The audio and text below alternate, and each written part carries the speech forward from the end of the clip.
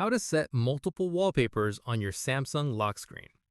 This tutorial shows you how to set a rotating wallpaper slideshow on your lock screen on your Android device. First, go to your home screen and pinch out with 2 fingers or long press on any empty space. After that, tap on Wallpaper and Style to open the wallpaper settings. From there, tap on Change Wallpaper to open the wallpaper selection screen.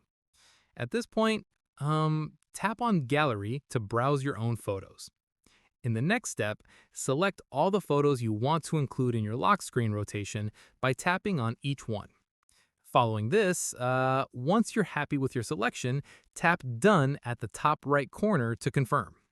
Once done, you'll see a bar at the bottom showing the number of items you selected. Tap on it to preview your selections. From here, tap on each photo individually to see how it will look as a wallpaper on your lock screen. At this stage, if you're happy with everything, tap Done at the top right corner again to apply.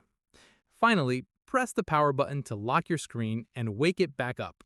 Each time you do this, a different wallpaper from your selected photos will appear on your lock screen automatically. And that's it!